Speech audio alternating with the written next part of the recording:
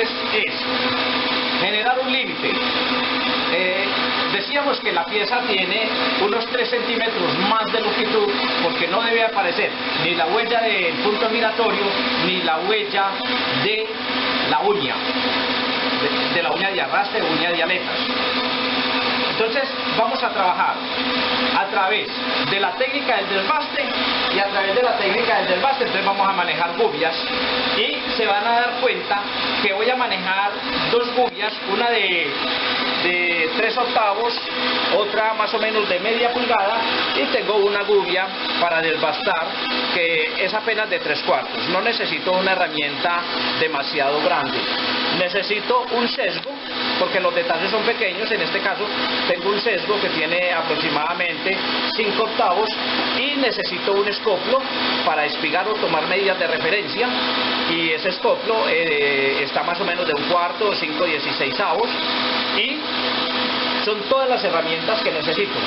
Es muy importante que ustedes no se metan con muchas herramientas, que simplemente ustedes comiencen a generar un proceso, pero que a través del análisis de ese plano ustedes hagan una preparación con el mínimo de herramientas posibles. En este caso tenemos 5 herramientas con las que vamos a trabajar, aunque tengo 2 gubias. Les voy a mostrar ahora porque tengo 2 gubias pequeñas, porque hay elementos muy delicados.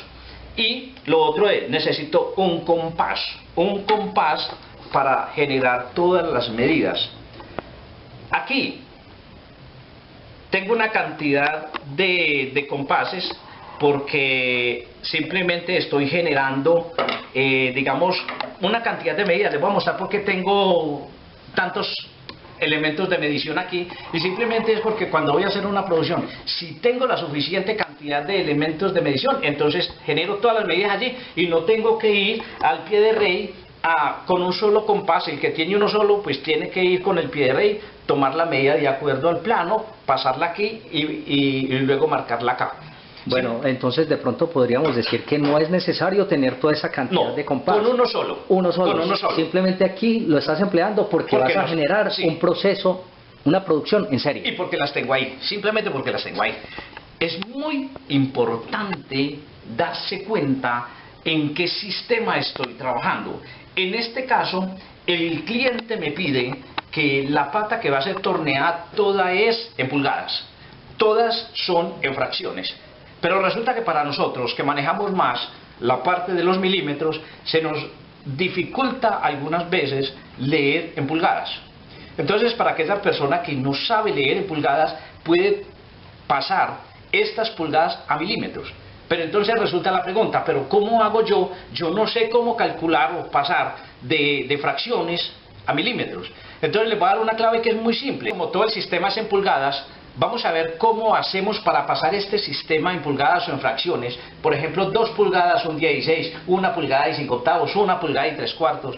Si la persona no sabe manejar un pie de rey o no sabe cómo tomar esas medidas, entonces simplemente nosotros todos conocemos una cinta métrica o un flexómetro. Entonces en las cintas métricas normalmente traemos en la parte inferior el sistema milimétrico y en la parte superior traemos el sistema en pulgadas. Así que cualquier persona que necesite saber a cuántos milímetros equivale 2 pulgadas y 1/16, es tan simple como venirse aquí y tomar 2 pulgadas y 1/16 con la escuadra y lee abajo cuánto corresponde, más o menos 52.3 milímetros. A esa medida corresponde. Entonces en ese sentido se le hace más fácil. Digamos que va a tomar 1,5 pulgadas, viene donde está 1,5 pulgadas, y entonces esa 1,5 pulgadas te da más o menos 38 milímetros, y así sucesivamente. Pase de aquí a acá, no tiene que ir a calcular, simplemente tome una escuadrita, póngala en el flexómetro y así usted simplemente va a pasar de pulgadas a milímetros sin ninguna dificultad.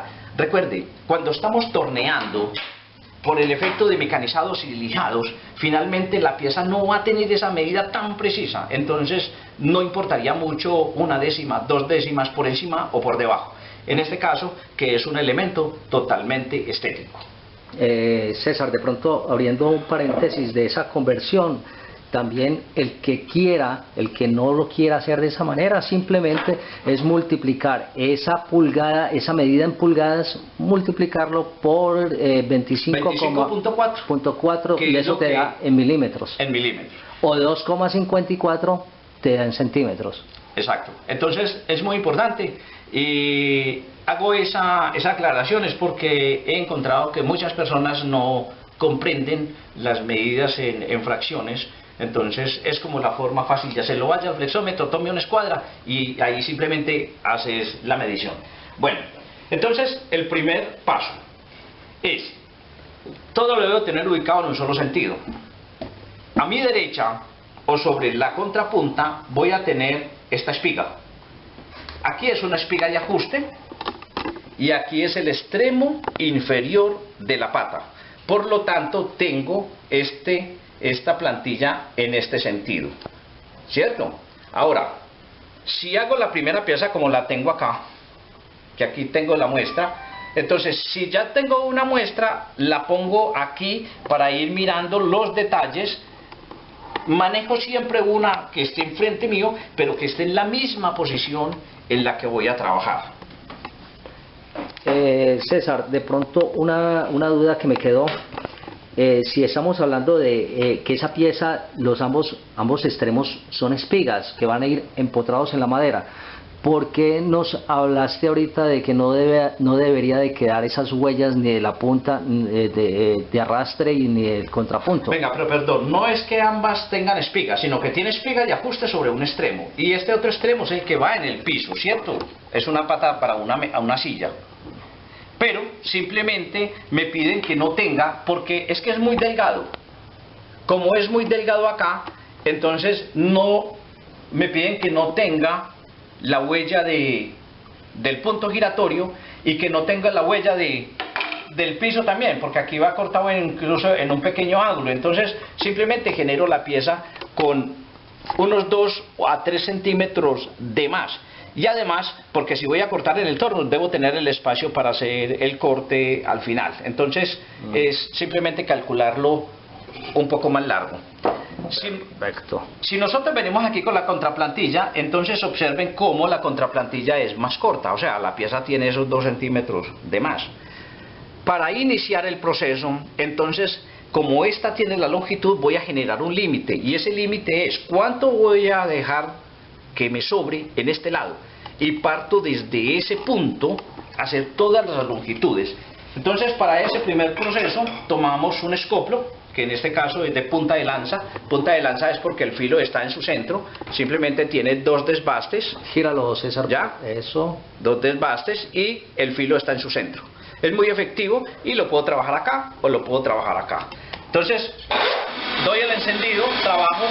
Es muy importante que cuando están en el taller usen tapabocas. En este caso no lo uso por efectos pues, de comunicación.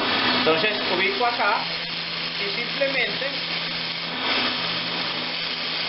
genero como una espiga, que eso va a sobrar al final. Como es una madera dura, mira cómo lo llevo casi hasta la punta y eso sería lo que me sobra al final. Entonces, para hacer las medidas voy a poner acá que me coincida la testa con la plantilla y voy a generar, ojo, ¿qué voy a generar aquí? Una línea y 2 líneas. Voy a partir esto en 3 espacios. De esta línea hacia acá un espacio, entre esta línea otro espacio y todo este otro espacio. Pero vamos a ver por qué, aunque aquí de pronto me faltó primero algo, y es generar el primer diámetro o el diámetro más externo.